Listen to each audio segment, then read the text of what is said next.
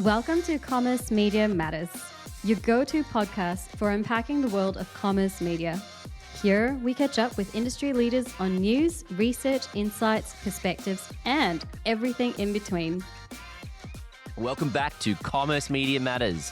Over the past 6 episodes, we've sat down with 19 leaders from across the commerce ecosystem, retailers, publishers, brands, agencies, and technology companies.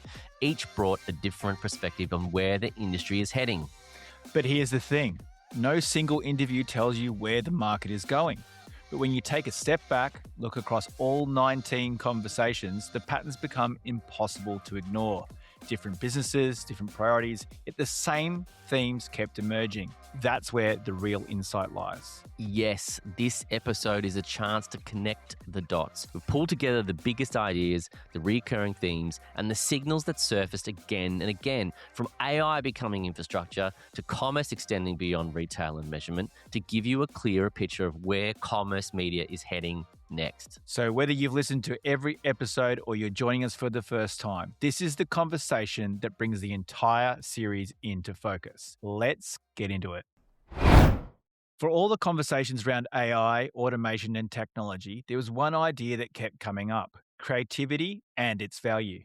Not in spite of technology, but because of it. Exactly, Paul. This has been the recurring question in most of our discussions. If AI is making it easier for everyone to create content, what actually makes people stop and pay attention? The brands that stand out will be the ones with the strongest ideas, the most trusted environments, and the most authentic experiences. We heard that from Stevie Antonioni, Nick Titmus, and Natasha Wallace, each offering a different perspective on why creativity remains the industry's biggest competitive advantage. We obviously work in transactable media, but one thing that people skip over, it's not a silver bullet just to be able to offer the transaction. You still need attention. You still need to create that relationship from a brand perspective. So creativity, the formats, nice formats in quality environments, as you're talking about with, the resurgence of publishing that you're saying, is that ability to find those pockets of inventory that are premium.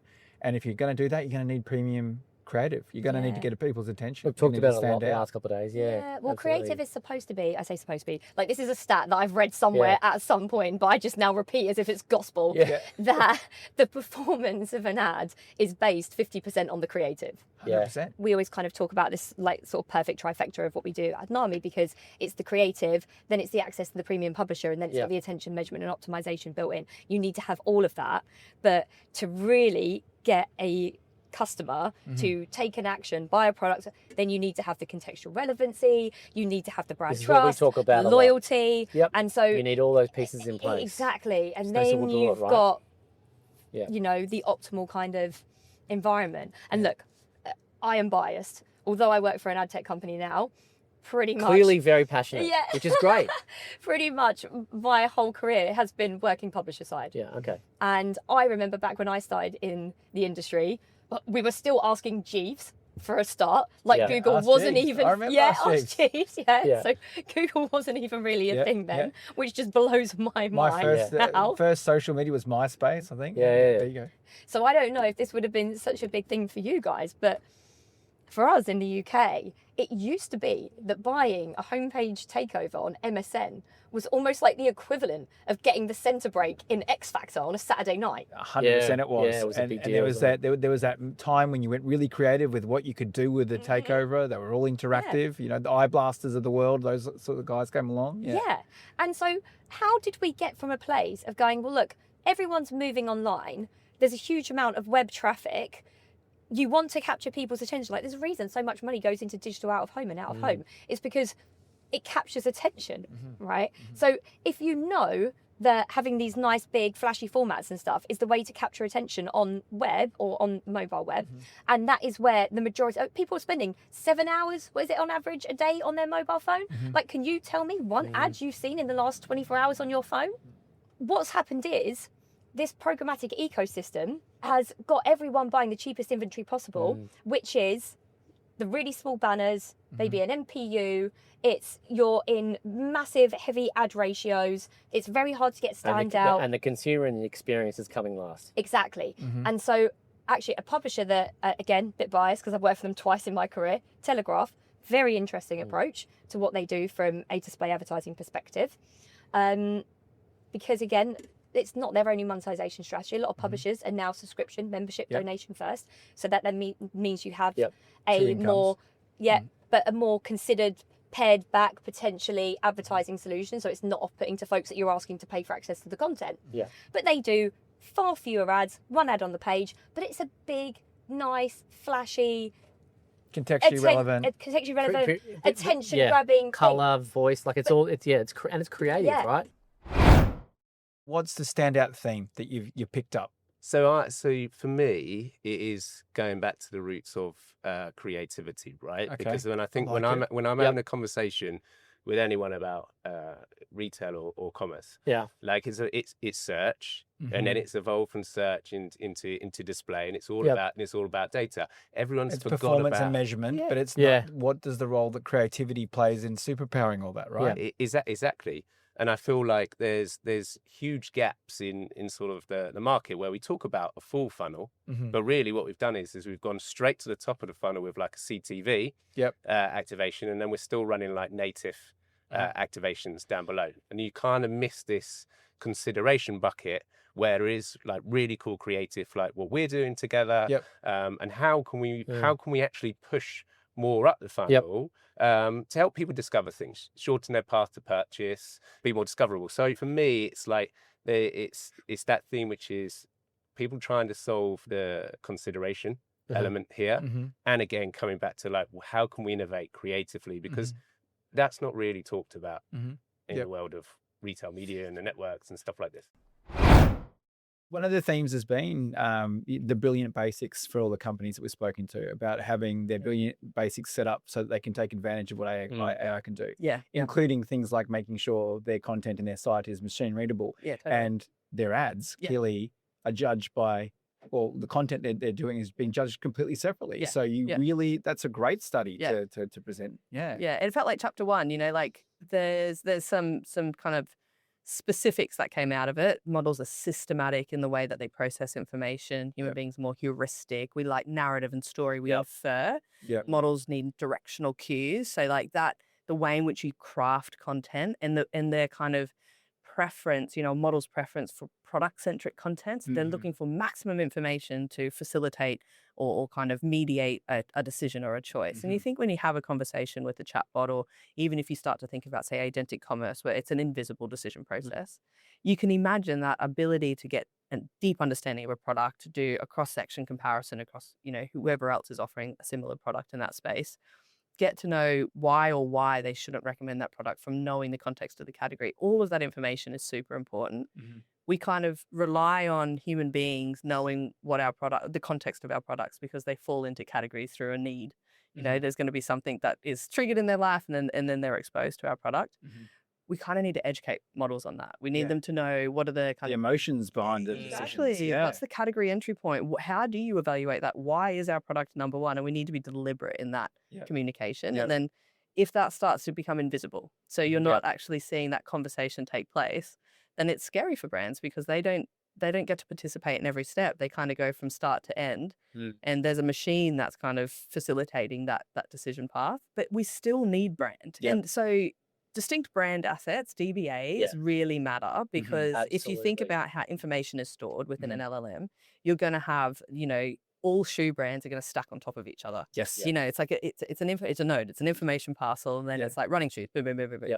So how do we make sure that we've got a distinct and differentiated proposition, so that first a model knows Nike from Adidas and can actually, you know, make a decision as to which one, but also consumer consensus really matters for LLMs. So looking at how you can have a conversation strategy, and that's brand. Brand is like, how do you get people talking about your brand and your product in environments like YouTube, Reddit, social forums? Models rely on those as sources. I call it an influence mix. There's all of these places models go to get information, and they're trying to find the best recommendation. And to do that, they want to make sure that they have consensus across, you know, the consumer. Multiple sources. Exactly. So it's all the reviews, it's the UGC content. Totally. So it's advocacy, it's how your brand creates fame, it's how that brand echo is then felt across all of those different forums. So it's like an indirect impact of having a really strong brand strategy. And I think that's the risk with a lot of brands. They're like, okay, I need to flatten my brand, machine legible, and that's my focus. And I'm like, no, you need both. You need both. They really always do. There's never a silver bullet with anything new. You've always got to do the long and the short of it. People just, it's binary. Everyone's like, right, now this, then that. And it's like, that's not the it. grey. Yes. In the middle. So final word, if you are sitting on the plane on the way back and you've accomplished one thing, or you've heard one speaker, or you've got one thing out of Cannes this time around, what will it be, do you think? You know what? This is probably anti everything I've said now, but AI saturation point is at an all-time high. Yes.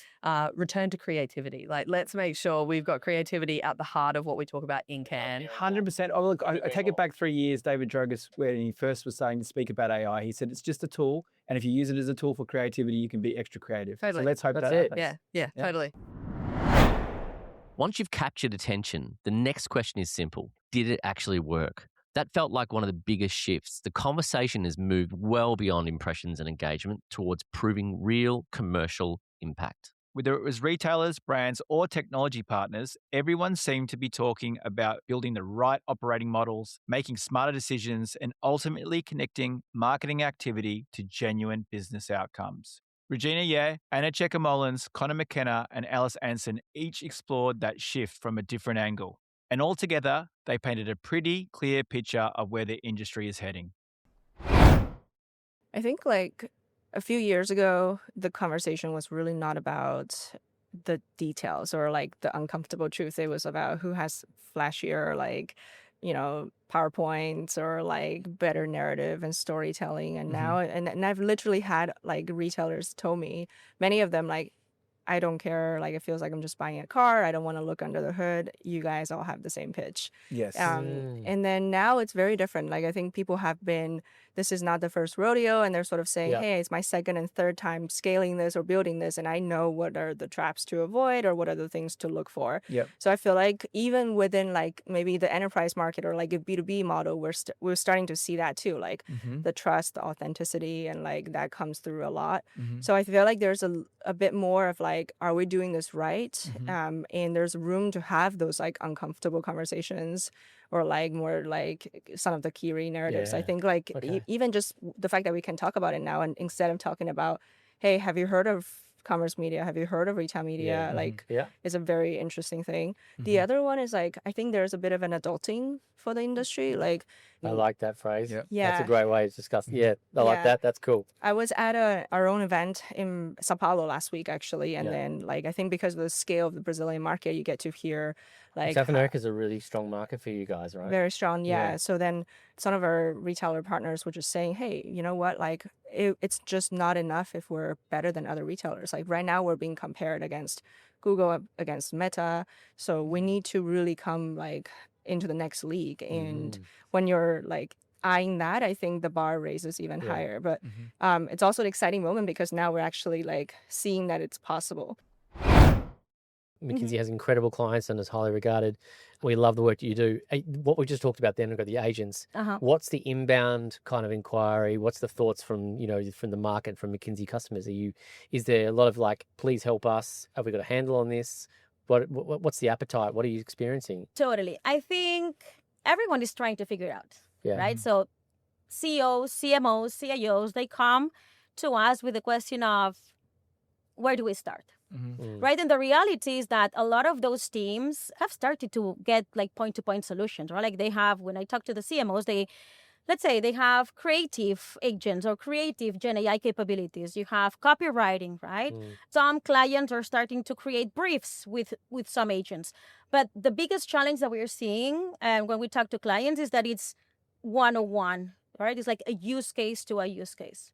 What we really bring to the table when we talk to our clients, like this is not about having one use case solved. You want to have the end-to-end of the workflow redefined. But like, so the winners for us are not going to be the ones that are going to be using agents for optimizing the old funnel. We want agents to really redesign the end-to-end of the workflow from getting an idea to executing this idea, getting the measurement and getting the data back on the feedback loop so that we can actually understand what worked and what didn't work.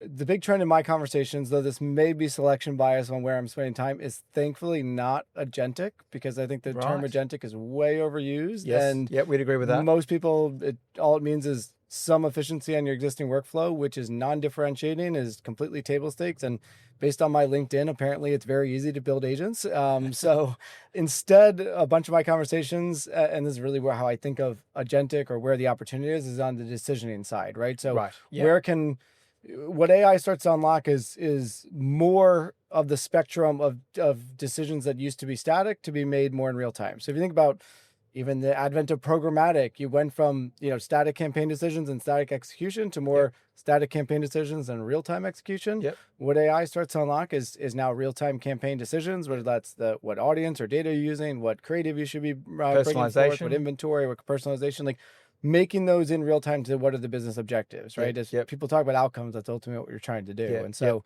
that has been the biggest topic that I have been discussing with people. Efficiency is table stakes with AI. Effectiveness is where you can differentiate. That's right.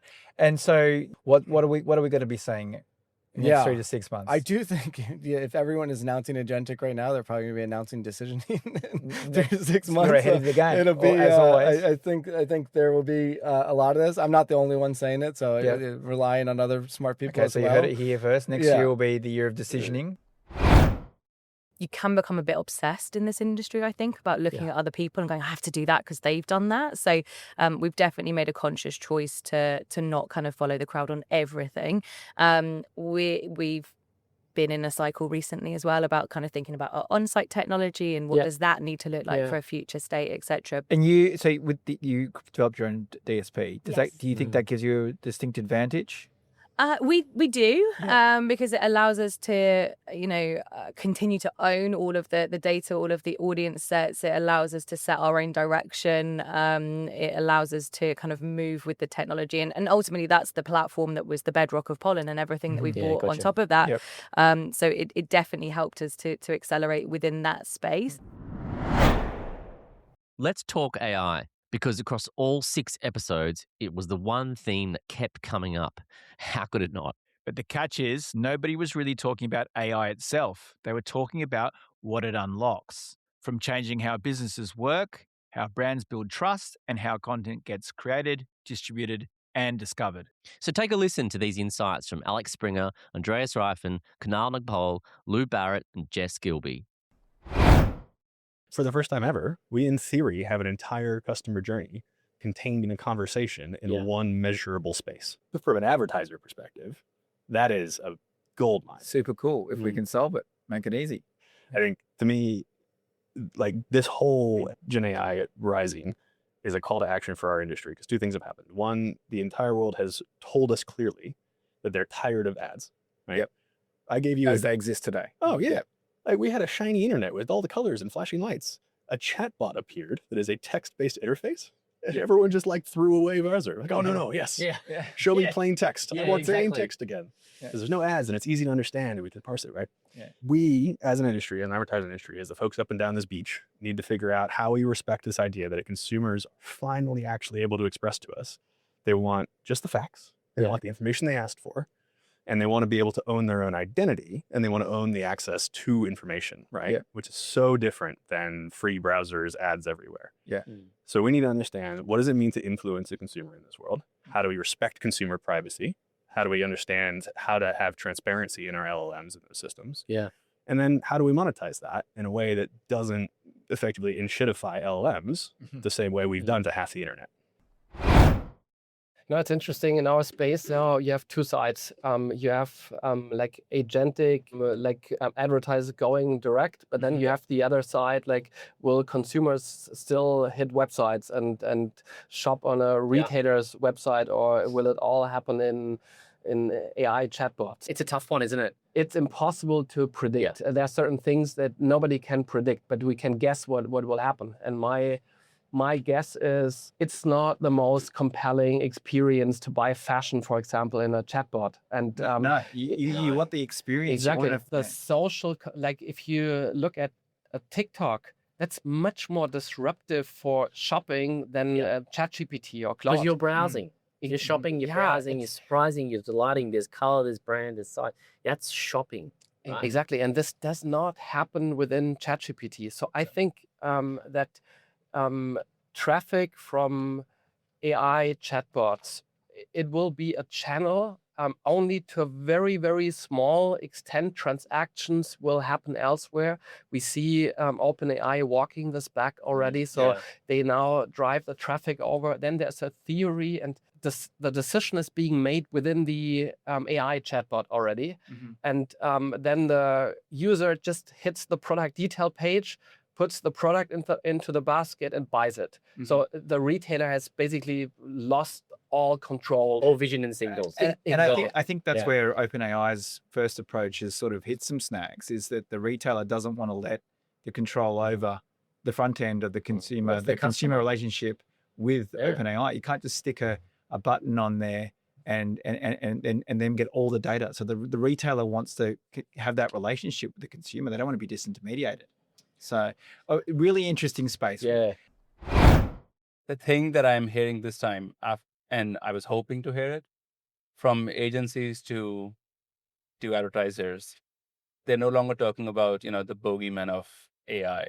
Right. They're actually talking about embracing it. Show me how you will help me cross the bridge between all that promise and what I'm unable to do myself. So help me be my partner in that agentic journey. Yes.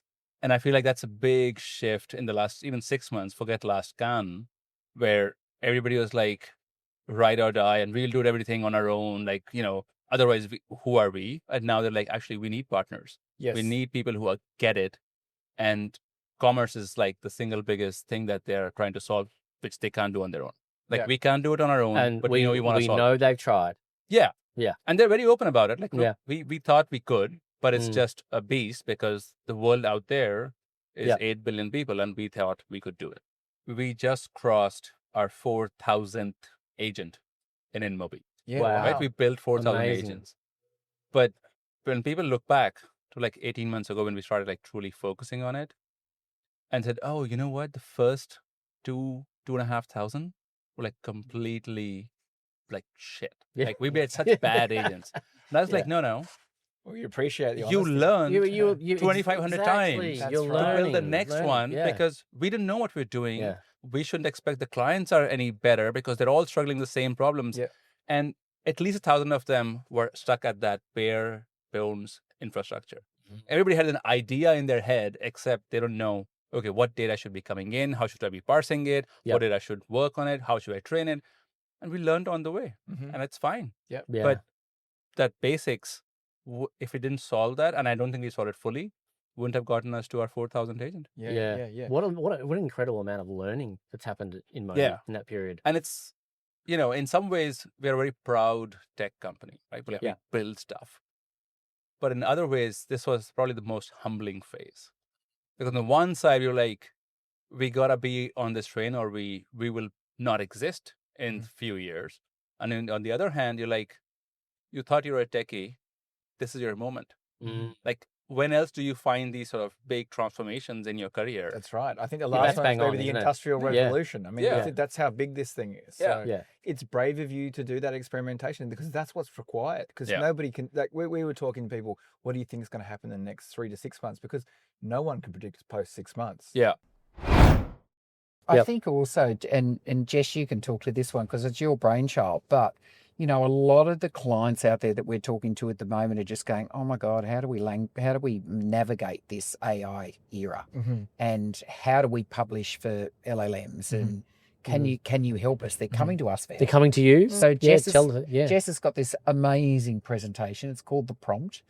And we've already presented to a number of clients. Oh, you could talk to it, Jess. But they're just going, help us. This is great.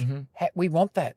How can you help us? Yeah, right. So you might want to talk to. So shout out to Mike Cook because he deserves it. Amazing genius, brainchild. May have worked with him in the past. And couple that with, my hopeful ability to see where there's revenue and commercial opportunity was the important part. And, as a publisher, a lot of them, including us, when the LLMs came out, you're like, what are we going to do? They're going on defense. And instead, we go, let's go on offense. Let's share the learnings, turn it into an advisory playbook because, you know, we've got the full suite. We can have medium rare or suddenly do the owned content strategy that needs to adapt. And then we've got, you know, our paid publisher learnings that can help brands and support tell their stories that they can't because they don't have the trust. So what we've developed is an advisory playbook. It has 5 key learnings that no matter what industry you are in, they will be applicable with some nuances. Yeah. The one that I think, the stat that started this all though is, at the time, 51%, but it's now 57% of all web traffic is non-human. Yeah, That's a pretty scary stat when you first look at it. Yeah. But I see it as an opportunity because it goes, how do I produce a piece of content once that serves 2 masters? So we call it dual publishing. And you go, how do I create amazing human-centric design, you know, JavaScript, interactive widgets, toggles? The bots can't read it. Yeah. And so then you've got to get on the other side, your story's still told, but in metadata and structured chunking in the way that you publish your content. So the machines can read it. So the machines can read it. And so if you do that, but in one experience, it's exactly what we were talking about before, and it just goes in a different way. How are you creating something once that's seamless, but now for bots and machines? And so that's a really big part of the strategy. Come see the prompt if you want to know any more. Oh, yeah, I'm there. I'm sold. Now, here's something else we kept hearing. No one wins commerce on their own. The customer journey doesn't happen in one place anymore. It moves across retailers, publishers, platforms, and channels, creating a huge opportunity, but also a huge challenge.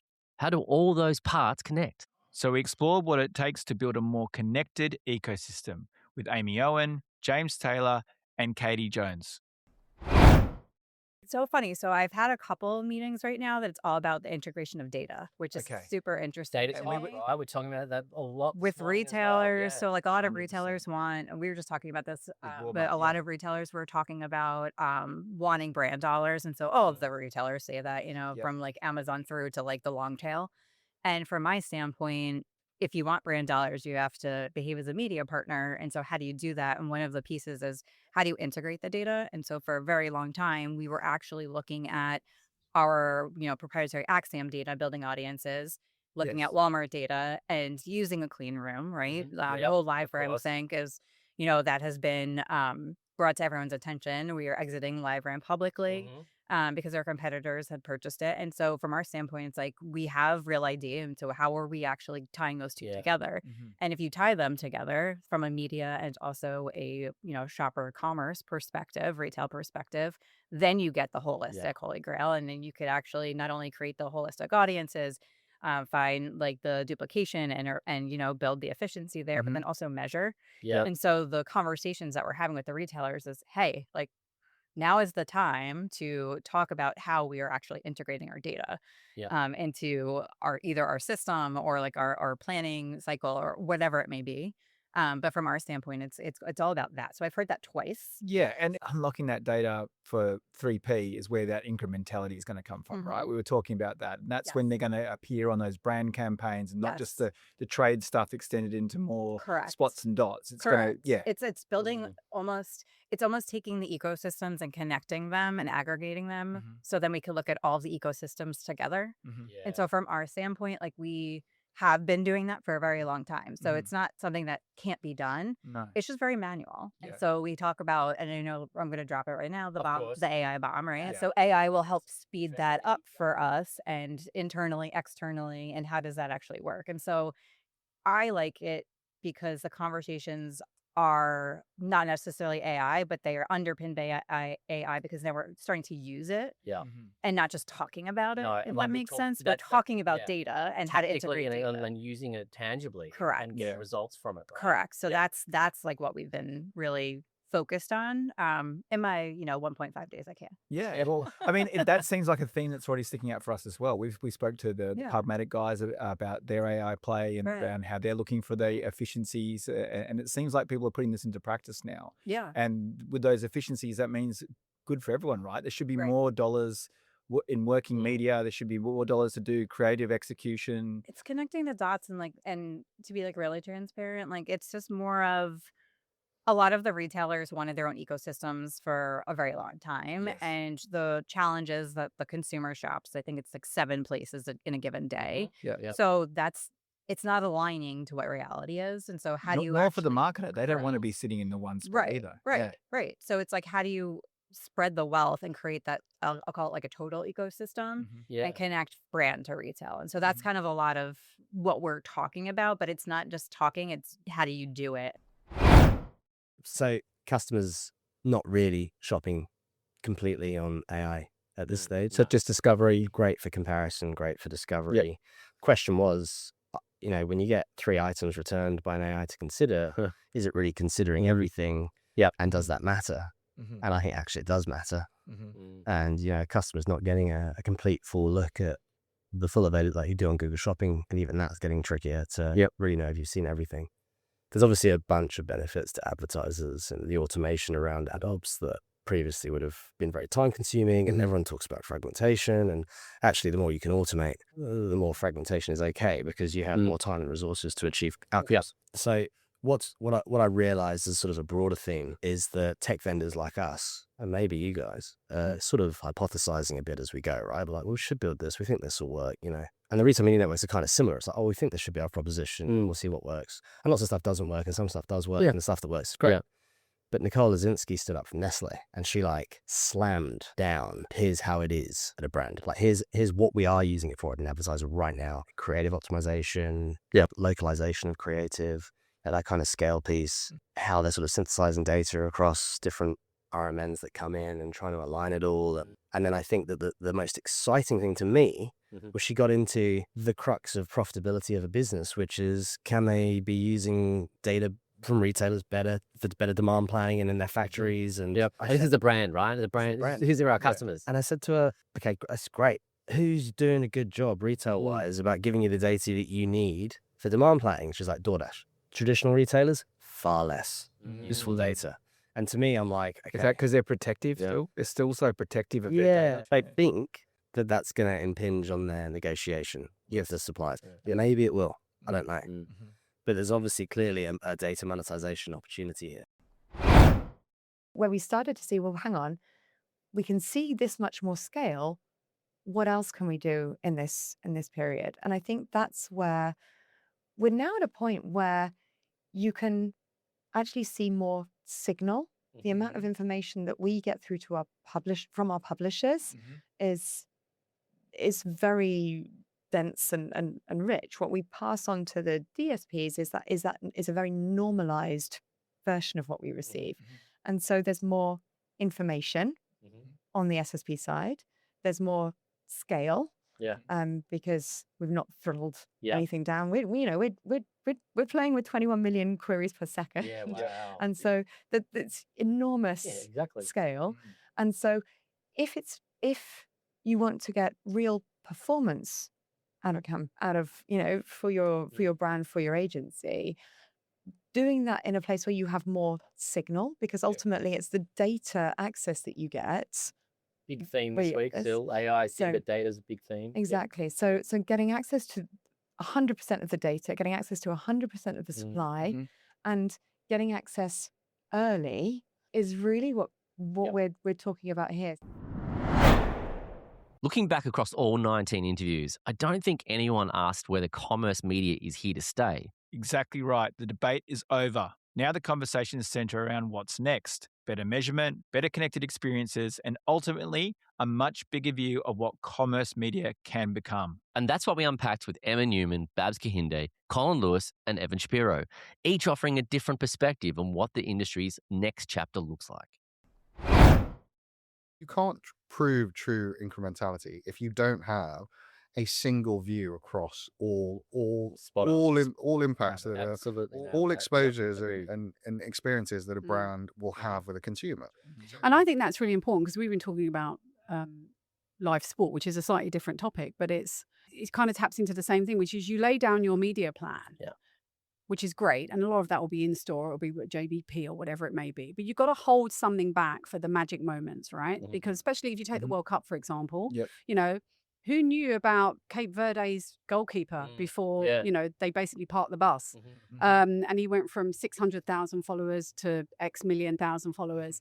And if you've literally planned everything to within an inch of its life, you can't take advantage of that moment. The cultural moments. Of the cultural moments. And actually, I think that advertising, we talked about great advertising, I think there's been some amazing ads around the World Cup, but also like the retailers do amazing, like the Christmas ads, the retail Christmas ads in the UK. They're like everyone's going to have you seen the John Lewis ad? Yeah, the John Lewis ad the minute the John Lewis ad drops, right. for me, Christmas has started. And everyone talks about it. And so that's where I also think programmatic and working with a partner like Pubmatic enables you to tap into that cultural moment in the moment. That's where it becomes relevant. That's where it adds value to the consumer. And I'm just talking about the World Cup at the moment because obviously that's currently on. But that happens, at touch points through the year, and you never know when something's going to blow up. So working with a partner like us that can help you look across the entire ecosystem and say, actually, you want to tap into that zeitgeist at the moment. Here's what that looks like. Connected consumer experience across all channels. My question is, with regard to these RMNs and how specific they need to be and how they actually operate, what are the commonalities that they need to get right? Whether it's just app-based or whether it's, more in store. Yeah. This is a great question, though. So where are we coming from? So if I'm a brand, and many brands across the world are basing their thinking on the book How Brands Grow. And in the book How Brands Grow, there's a ton of data over the last 50 years to say what you need to do is do broad reach, particularly for consumer packaged goods. And you need to have broad reach and build memory structures and build metal availability. It talks a little bit about physical availability in there, which is basically distribution by any other name. Yep. And the key thing within that then is that all of the major brands in the world, and therefore the biggest spenders on retail media, are actually have brand growth models, and I've seen loads of them because I work on the brand side for about 50% of what I do. They all kind of say the same thing, which is we drive our brand through penetration, we drive our brand through brand growth through penetration, and what we're trying to do is do that through broad reach media. Right. Now, broad reach media is over, in any country. Yeah. If you think about it, we're not watching TV as we used to watch. No. Everybody's watching stuff. And the other one, as I do when I kind of wave around at various keynotes, when I do, I pull out my phone and I go, look at the phone, who's spending too much time? Somebody like myself who's like, in theory, should know what's going on and in theory shouldn't be seduced by this, find myself seduced by the short form vertical video format. Yeah. So if you see, that's two worlds now. First of all, the brands want this broad reach. The second aspect is we're living in this vertical video world where our attention is kind of very short and unfocused, if you will. And we're not really doing the kind of big blockbuster stuff, and maybe sponsorship is maybe taking up some of that role. Then you go to a retail media network and they're saying, hey, buy our sponsored product, buy our sponsored display. Or I've got shoppable video, but they're selling it in isolation. And what you want to do is go to the brands and say, this kind of fragmented world we're living in, well, I can do complete connected experience for your brand that will deliver the broad reach that you need across individual customer journey touch points. And that's what I'm really trying to get across is that by the way, I want to say that's not easy. I don't just mean from a technical perspective, but the way the retail media networks are structured is obviously they've got targets and goals, and they're kind of fragmented within what they're doing. So I'm not saying this is easy, but it's a thing you need to do, which is to say, if I want to sell to Nick or I want to sell to Paul, I can't walk in and go, hey, buddy, buy my sponsored products. I've got to go, what's your brand goal? Okay, here's a connected experience I can use, and I can tell it to them. So we talk about creator economy as if it's this esoteric thing, ring lights and all this. No, man, it's fucking retail media. Unilever is moving tremendous amounts of its budget there. Procter & Gamble is buying directly. The number of relationships, we thought that the television channel would be replaced by the streaming channel. Right? Yeah. To a certain extent, yes. But since we started there ad-free, for the most part, Netflix and everyone who ensued, a lot of what we used to think of DR is now happening on social media. And the channels are no longer ESPN and CNN and Fox News, but they're Creator X with 100,000 followers. Unilever's gone to 300,000 creator relationships in the last 3 years. the 1 or 10 or a dozen or even 100 television channels has been replaced by tens of thousands, if not hundreds of thousands of creators. Yeah. When you talk to a creator on the beach at Google Beach or at Meta Cabana or whatever the fuck, Tubi Cabana, they are a business. They are in business. They're standing on business. And they are. And very often they have handlers and managers standing right beside them, ready to make a deal. Sometimes not. But they're the next Warner Brothers. Right? So creators as retail media is going to become something incredibly important. On the flip side of that, I think you're going to see the Disneys, the Warner Brothers, other people going vertical. They're already doing vertical, right? There are two different reasons for it, and they have the same goal, which is better outcomes. The consumer and the advertiser both want better outcomes right now. They want to be able to connect what they find on vertical to the thing they watch on horizontal. Always. All in the same experience. Correct. You know who also wants that? The advertiser. They want the audiences built across those experiences, and they want the outcomes measured. They want the data in between. That's exactly right. So whoever solves that wins. 19 conversations, countless insights, but one clear message. Commerce media is evolving fast, and the next chapter is already being written. A huge thank you to everyone who joined us in the Voodoo podcast van and to everyone who's listened along the way. If you enjoyed this rewind and want to dive deeper, all 6 Can episodes are available wherever you get your podcasts. We'll be back soon with more conversations exploring the people, ideas, and innovations shaping the future of commerce media. Until next time, thanks for listening. Thank you for listening to the Commerce Media Matters podcast. If you enjoyed this episode, make sure to follow and subscribe. We're always on the pulse of the ever-changing landscape of commerce media, ready to share the newest trends, insightful perspectives, and expert opinions with you. Until then, stay curious, stay informed, and keep making media that matters. This podcast is executively produced and edited by Paria Tahazadeh, with co-producers Sandy Ho and me, Rachel Fang. This podcast is recorded on the lands of the Bidjigal, Gadigal, and Wurundjeri people, and we wish to acknowledge them as the traditional owners of the land.